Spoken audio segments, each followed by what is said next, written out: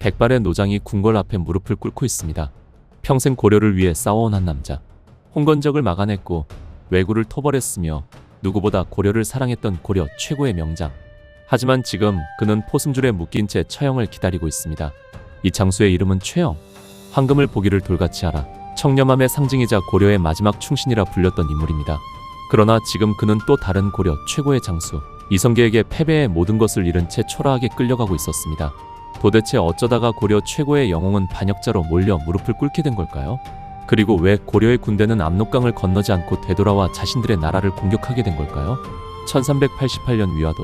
그곳에서 군대를 돌린 단 한 번의 선택은 고려 500년의 운명을 끝내고 새로운 나라 조선을 탄생시키게 됩니다. 한국사를 완전히 뒤바꾼 쿠데타. 바로 위화도의 군입니다. 14세기 말 고려는 이미 무너지고 있었습니다. 남쪽에서는 왜구가 해안을 불태우고 있었고 북쪽에서는 여진과 몽골 잔당들이 국경을 흔들고 있었습니다. 백성들은 굶주렸고 권문세족은 토지를 독점한 채 사치만 일삼았습니다. 수도 개경조차 안전하지 않았고 사람들은 고려의 운명이 다했다 는 말을 공공연히 입에 담기 시작했습니다. 하지만 진짜 공포는 바다 건너가 아니라 대륙에서 다가오고 있었습니다. 중국에서는 수백 년 동안 천하를 지배하던 원나라가 무너지고 있었습니다. 그리고 그 폐허 위에서 새로운 괴물이 등장합니다. 바로 주원장이 세운 명나라였습니다. 명나라의 황제 주원장은 단순한 반란군 출신이 아니었습니다. 그는 홍건적의 혼란 속에서 살아남아 수많은 군웅을 쓰러뜨리고 마침내 몽골의 원나라를 북쪽 초원으로 몰아낸 인물이었습니다.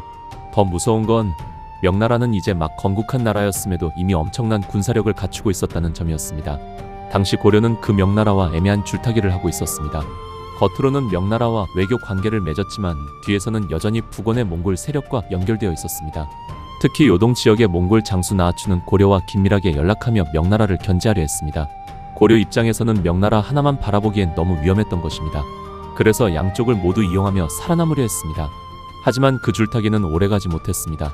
1387년 명나라의 대군이 요동을 휩쓸며 결국 나아추를 굴복시켜버립니다. 무려 20만 대군이 움직였고 요동의 몽골 세력은 완전히 붕괴했습니다.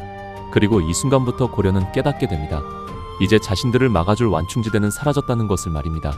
몽골도 무너졌고 요동도 명나라 손에 들어갔습니다.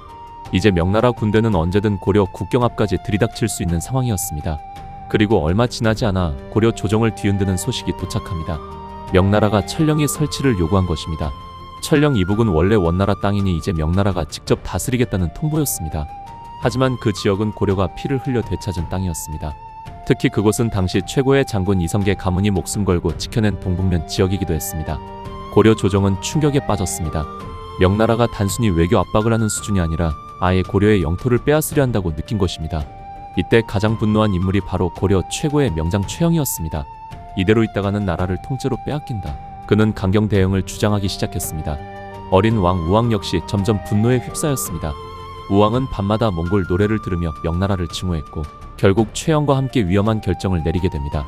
차라리 먼저 요동을 공격하자. 고려가 명나라를 선제 공격한다.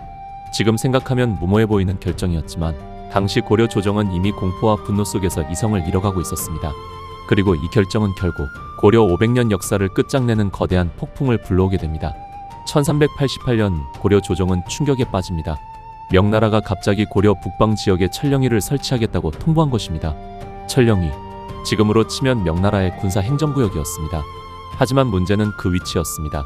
명나라는 천령 이북은 원래 원나라 땅 이라 주장하며 직접 통치하겠다고 나섰고 고려는 이것을 지금의 함경도 원산 일대까지 빼앗기려는 시도로 받아들였습니다. 당시 고려 입장에서는 엄청난 충격이었습니다. 왜냐하면 그 땅은 그냥 변방이 아니었기 때문입니다. 수십 년 동안 피를 흘리며 겨우 되찾은 북방 영토, 그리고 바로 이성계 가문이 목숨 걸고 지켜낸 동북면 지역이었습니다. 특히 이성계의 아버지 이자춘과 이성계는 여진족과 몽골 세력 사이에서 수없이 싸우며 그 지역을 고려의 영토로 만들었습니다. 그런데 이제 막 중국을 통일한 명나라가 갑자기 나타나 원래 우리 땅이니까 내놔라 라고 요구한 것입니다. 고려 조정은 분노했습니다. 그리고 이 순간 가장 크게 폭발한 사람이 있었습니다. 바로 고려 최고의 명장 최영이었습니다. 평생 고려를 위해 살아온 그는 명나라의 요구를 굴욕으로 받아들였습니다. 이러다 나라가 통째로 뜯겨나간다. 그는 강경 대응을 주장하기 시작합니다. 당시 고려는 이미 벼랑 끝에 몰려 있었습니다. 남쪽에서는 왜구가 해안을 불태우고 있었고 북쪽은 여진족과 몽골 잔당들이 흔들고 있었습니다. 백성들은 굶주렸고 권문세족은 나라를 좀먹고 있었습니다. 하지만 그런 혼란 속에서도 고려인들의 자존심만큼은 남아 있었습니다. 그리고 최영은 그 자존심을 지키려 했습니다. 그는 어린 왕 우왕에게 말합니다. 차라리 먼저 요동을 공격해야 합니다. 요동, 지금의 중국 동북부 지역, 당시 명나라가 북방을 장악하기 위해 반드시 차지해야 했던 전략적 핵심 지역이었습니다. 최영의 생각은 단순했습니다. 명나라가 완전히 자리를 잡기 전에 선제 공격으로 기선을 제압하자는 것이었습니다. 우왕 역시 점점 분노에 휩싸였습니다. 그는 최영의 딸을 왕비로 맞이하며 관계를 더욱 강화했고 둘은 사실상 운명 공동체가 되어갔습니다. 이제 고려 조정에서 명나라 공격을 반대하는 것은 곧 왕과 최영을 거역하는 일이 되어버렸습니다. 심지어 요동 공격을 반대하던 대신 이자송은 곤장을 맞고 유배된 뒤 결국 죽임까지 당합니다.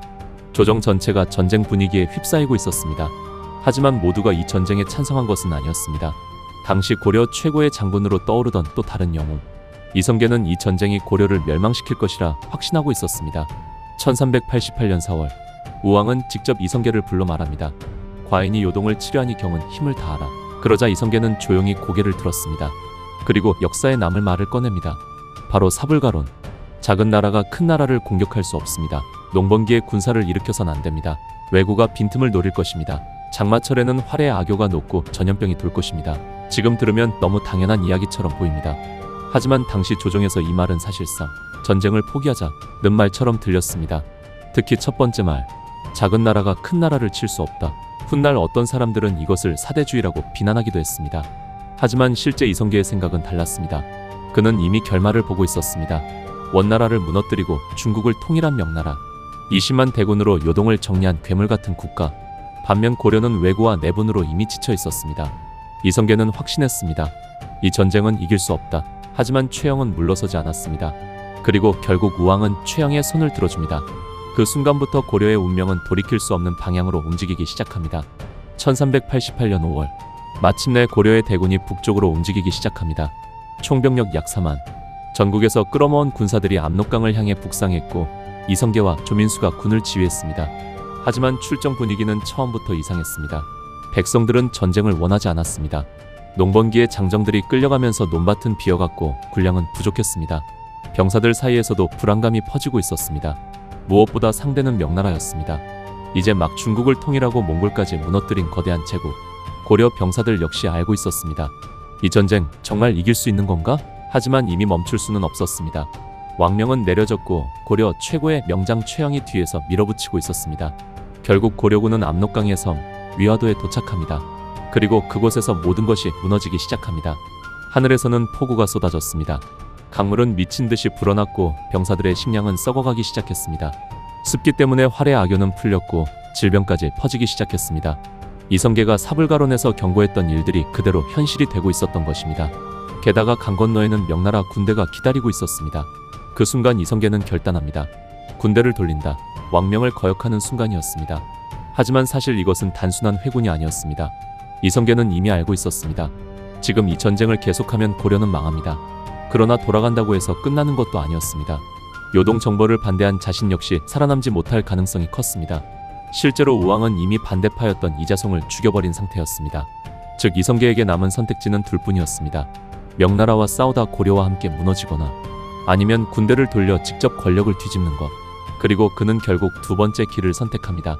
1388년 5월 22일 위화도 해군, 한국사를 바꿔버린 쿠데타가 시작된 순간이었습니다. 해군을 시작한 고려군은 엄청난 속도로 남하하기 시작합니다. 당시 기록에는 이렇게 남아있습니다. 황룡대기를 세우고 선주교를 지나 남산에 오르니 먼지가 하늘을 뒤덮고 북소리가 땅을 흔들었다. 수도 개경은 순식간에 공포에 빠졌습니다. 사람들은 처음엔 외적이 쳐들어온 줄 알았습니다. 하지만 아니었습니다. 고려의 군대가 고려를 공격하고 있었던 것입니다.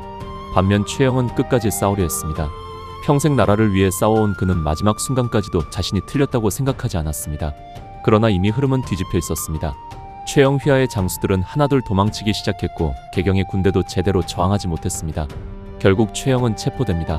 그리고 백발의 노장은 포승줄에 묶인 채 궁궐 앞에 무릎을 꿇게 됩니다.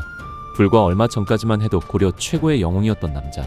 하지만 이제 그는 패배한 반역자가 되어 있었습니다. 그리고 얼마 지나지 않아 우왕 역시 폐위됩니다. 고려의 권력은 완전히 이성계의 손으로 넘어가게 됩니다. 하지만 이것은 끝이 아니었습니다. 오히려 진짜 변화는 이제부터 시작되고 있었습니다. 위화도에서 군대를 돌린 순간 고려의 운명은 사실상 끝나고 있었습니다. 하지만 겉으로는 아직 고려가 남아 있었습니다. 왕도 있었고 궁궐도 있었으며 신하들도 여전히 고려의 이름 아래 움직이고 있었습니다. 그러나 진짜 권력은 이미 이성계의 손으로 넘어가 있었습니다. 회군 이후 그는 우왕을 폐위시키고 어린 창왕을 세웁니다. 그리고 얼마 지나지 않아 창왕마저 제거됩니다. 왕이 계속 바뀌고 있었습니다. 하지만 이상하게도 사람들은 점점 놀라지 않게 되었습니다. 왜냐하면 모두가 느끼고 있었기 때문입니다. 이제 고려는 끝나가고 있다. 특히 이 시기에 새로운 세력이 빠르게 이성계 주변으로 모여들기 시작합니다. 바로 신진사대부였습니다. 대표적인 인물이 바로 정도전이었습니다. 그들은 이미 오래전부터 고려의 권문세족 체제가 썩었다고 생각하고 있었습니다. 백성의 토지는 빼앗겼고 불교는 타락했으며 권문세족들은 사치만 일삼고 있었습니다. 그들에게 고려는 더 이상 고칠 수 있는 나라가 아니었습니다. 그리고 위화도 해군은 그런 생각을 현실로 만들 기회였습니다. 정도전은 확신했습니다. 이제 새로운 나라를 세워야 한다. 반면 이성계는 처음부터 왕이 되려 했던 것은 아니라는 말도 있습니다. 하지만 이미 너무 멀리 와버렸습니다. 우왕과 창왕이 제거되고 고려 왕실의 권위는 완전히 무너졌습니다. 그리고 회군을 통해 군권까지 장악한 이상 이제 이성계는 멈출 수 없는 위치에 올라가 있었습니다. 결국 1392년 마침내 고려는 멸망합니다. 500년 동안 이어졌던 왕조 후삼국을 통일하고 몽골과 맞서 싸우며 수많은 전쟁을 견뎌냈던 나라가 그렇게 역사 속으로 사라집니다. 그리고 그 자리에 새로운 나라가 세워집니다. 조선. 새로운 왕의 이름은 태조 이성계. 위화도에서 군대를 돌렸던 바로 그 장수였습니다. 하지만 위화도 해군이 무서운 이유는 단순히 쿠데타가 성공했기 때문이 아닙니다. 그 한 번의 선택이 이후 500년의 역사를 완전히 바꿔버렸기 때문입니다. 조선이 세워지고 유교 국가가 만들어졌으며 훗날 세종대왕이 한글을 창제하게 됩니다. 지금 우리가 너무나 당연하게 생각하는 한국사의 흐름 대부분이 사실은 위화도에서 시작된 것입니다. 만약 그날 이성계가 압록강을 건넜다면 어떻게 되었을까요? 고려는 명나라와의 전쟁 속에서 그대로 무너졌을 수도 있습니다. 혹은 조선이라는 나라 자체가 탄생하지 않았을 수도 있습니다. 결국 위화도 해군은 단순한 회군이 아니었습니다. 그것은 고려를 끝내고 조선을 시작한 선택, 그리고 한국사를 완전히 바꿔버린 쿠데타였습니다. 고려를 무너뜨리고 새로운 나라 조선을 세운 이성계.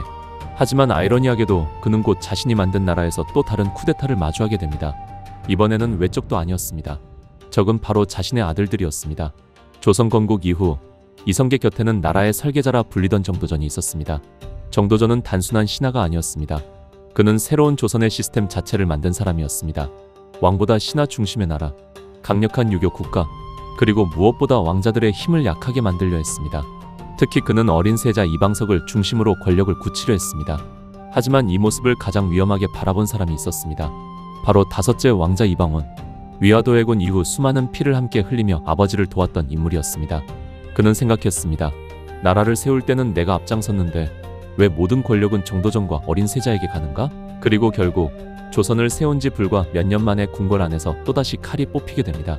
1398년 제1차 왕자의 난. 한밤중 궁궐로 군사가 들이닥쳤고 정도전 세력은 순식간에 제거됩니다. 조선을 설계했던 정도전은 그렇게 허무하게 죽음을 맞이합니다. 그리고 어린 세자 이방석 역시 살아남지 못했습니다. 궁궐은 피로 물들었습니다. 하지만 비극은 여기서 끝나지 않았습니다. 왕자의 난 이후에도 왕자들끼리 권력을 놓고 다시 충돌합니다. 결국 형제들끼리 서로 군사를 끌고 싸우는 제2차 왕자의 난까지 벌어지게 됩니다. 조선을 세운 왕의 아들들이 서로를 죽이기 위해 칼을 겨눈 것입니다. 그리고 이 모든 광경을 늙은 이성계는 지켜봐야 했습니다. 고려를 무너뜨릴 때 함께했던 동료들은 죽었고 새로운 나라를 설계한 정도전도 죽었으며 자신이 사랑하던 막내 아들 이방석까지 피바람 속에서 사라졌습니다. 결국 이성계는 큰 충격 속에 왕위를 내려놓습니다. 하지만 더 비극적인 건 그 이후였습니다. 왕이 된 아들 이방원과의 관계는 완전히 무너져버립니다. 심지어 기록에 따르면 이성계는 분노 속에서 이방원을 죽이려 했고 이방원이 찾아오면 활을 쏘았다는 이야기까지 전해집니다. 고려를 끝내고 새 시대를 열었던 영호. 하지만 그의 마지막은 가족 간의 피비린내 나는 권력 싸움 속 외로운 노년이었습니다. 어쩌면 위화도 해군은 단순히 고려를 끝낸 쿠데타가 아니었습니다. 칼로 시작된 권력은 결국 또 다른 칼을 부르게 되었고 그 피의 흐름은 고려에서 조선까지 이어졌던 것입니다. 하지만 그럼에도 역사는 그날을 기억합니다. 1388년 위화도. 압록강을 건너려던 군대가 방향을 돌린 순간 그 한 번의 선택이 고려 500년을 끝내고 조선 500년을 시작시켰습니다. 그리고 한국사의 흐름 역시 완전히 바뀌게 되었습니다. 이 내용이 유익했다면 구독과 좋아요, 댓글까지 달아주시면 정말 큰 힘이 됩니다. 감사합니다.